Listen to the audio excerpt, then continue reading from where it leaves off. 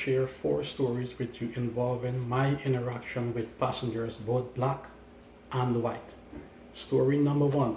We picked up these clients in Aspen, Colorado, taking them to Wisconsin to drop their child off at a summer camp. While loading the passengers, I engaged in a conversation with one of them. He was interested in where I received my training from and what flight school and high school I attended. I proceeded to give him the information. His response to me was, if you went to high school in Aspen, Colorado, you would have graduated with a private pilot license because they have a private plane there. Now, Aspen, Colorado is a very rich place. It's where all the 1% go for their ski vacations and have vacation houses there. He then continued by saying, but if you go to school in Chicago, all they do is teach you how to break into cars. I said, okay. We took them to Wisconsin, waited for 3 hours, picked them up, returned them to Aspen, Colorado.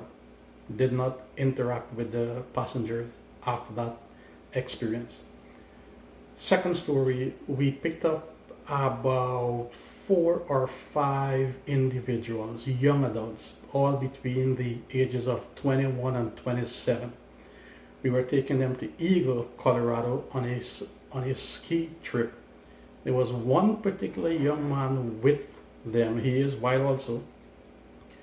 And he kept coming up to the flight deck and talking with us. And he was obviously drunk because on the plane we have these small miniature alcoholic bottles, and he kept drinking them and drinking them. And we kept encouraging him to return to his seat and sit down because the flight was a bit bumpy. So he sat down, he complied. Moments later, he returned to the flight deck and he looked at me, and I'm sitting in the right seat. He looked at me and he said, hey, my friends back there told me I shouldn't use the N word. And he said the actual word, not the letter. I looked over at my captain, who was white, and his eyes was wide open. His mouth was just wide open. And I turned to the passenger and I said, I am sure of who I am. I am sure of what I am, and I'm confident in where I am going. You using that word towards me, I don't find particularly offensive, partly because of where I was raised. But I will advise you not to use that word in the presence of a black American because they may rip your head off.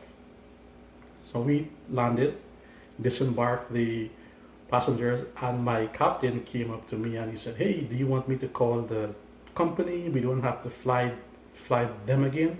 I said, no, it's fine. It's not a big deal. I am fine. He then said to me, I looked at you like that because I thought you were going to jump out of the seat and just start wailing on this guy. I said, no, I'm not that type of person. We didn't fly them again, obviously. Story number 3. And the following 2 stories involve black passengers, and I will explain why I felt compelled to share these particular stories.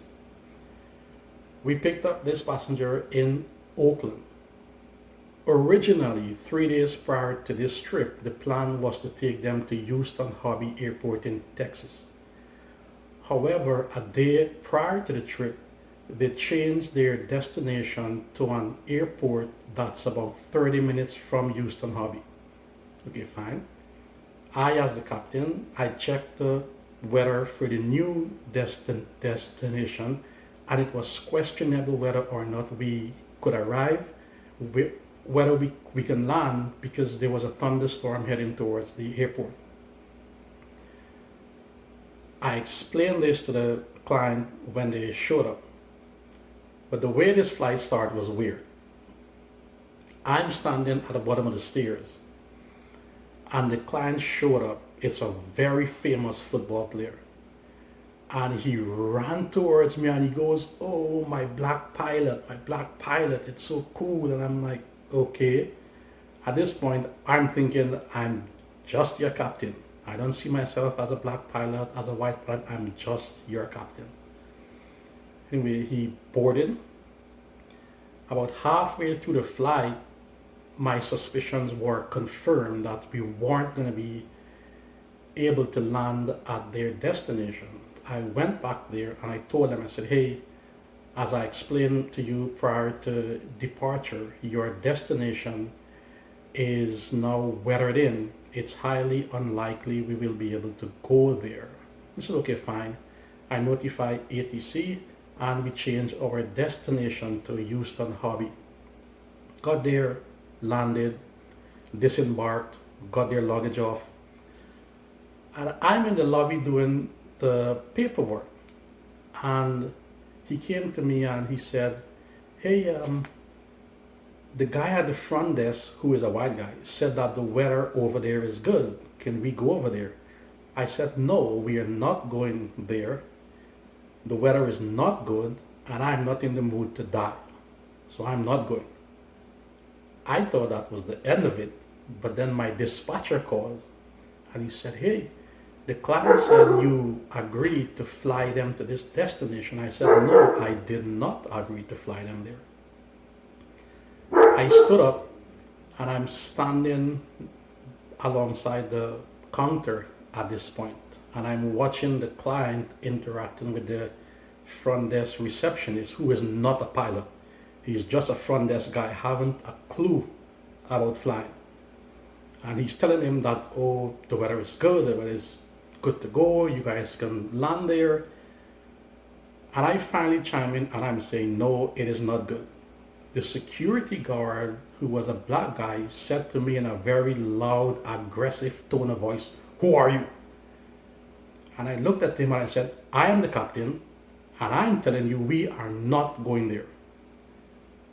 Squash that one. He was scheduled to leave 2 nights later. He showed up an hour late. We flew him from Texas to Florida. As we are approaching Florida Executive Airport, Fort Lauderdale Executive Airport, I said to him, "Where is your car? What FBO did you park your car at?" I'm asking him this because at many airports there are multiple FBOs located throughout the airport, and what you don't want to do is taxi to the wrong FBO where the client car isn't there. To avoid this, you ask the client where their vehicle is. This way you know what FBO to take the client to. This very famous football player had no idea where his vehicle was. Naturally, I made the decision to go to the FBO we normally go to. Got there, disembarked, couldn't find his car. Couldn't even find his car keys. Turns out his car was on the other side of the airport. I wasn't going to load them up and taxi them back there.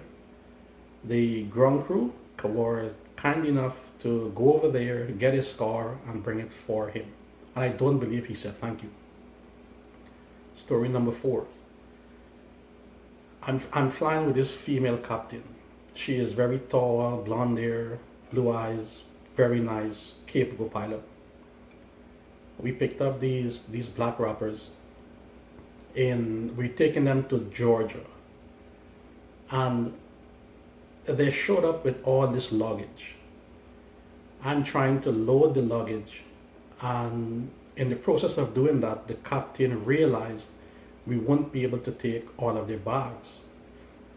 She instructed them and offered them the opportunity to FedEx their luggage to their destination, as we are unable to take all of their luggage. He said, no, we can pack it. She said, "I am telling you we can't take it all. You need to FedEx some of your baggage. He said, no, you just saying that because you're not paying for the plane. At this point, I'm just standing there listening. I haven't said a word yet. And his bodyguard, who was a big, like 300-pound guy, stood up, looked at my captain, and says, honey, you just don't know what you're doing. I got pissed. I said, you do not call my captain like that. You do not disrespect her like that. Had this captain been a male, you would have never done that. At this point, the captain walked out of the plane, and I'm there with the both of them. And I thought I heard the principal, which is the main client, call my captain the B word. And I said to him, wait, did you just call my captain the B word? He said, no, I wouldn't do that. I wouldn't disrespect women like that because I have 3 sisters. But I will call you a BAN. B is the most derogative term you can refer to for a woman. A, SS, and the N-word. That's what he called me. So I looked at him, I excused myself, walked out of the plane, looked at the captain and said, this flight is over. We're not taking these guys anywhere. I am done. Walked into the plane, called the FBO, asked them to send the vehicle out to get their luggage, which they kindly did. I got their luggage off. I asked them to leave. The captain called the company, let them know what had occurred. The company agreed. The company apologized to me for the behavior of the client and refused to fly them in the future. All that is over. The captain looks at me and says, I don't want to go in the FBO. Is there a back way we can go into the FBO? I said, hell no. We're going through the front door. We will not be intimidated by these guys. He walked in the front door. One of the passengers who identified himself as a lawyer, said he is sorry, we need to go to a concert in Atlanta for some kids, we need to get there early. The captain says, no, we have already been reassigned and this flight is over. We left. The following morning, we walked into the FBO, and I don't know how this happened, but by this time, everyone had heard how they had behaved. They sat there for 6 to 7 hours before they can find another flight. I choose to highlight these stories to show a very specific challenge that me as a black pilot face. I'm often faced with the challenge of both black and white passengers because black passengers don't give me the same level of respect that they do my white colleagues. Black passengers, when they meet me, they immediately drop their level of expectations in my performance, their level of respect by about 10 notch when compared to my black colleagues. So I'm constantly having to prove myself to both white clients and black clients, which is most unfortunate. I hope you guys can learn something from these 4 stories and apply it to your everyday life.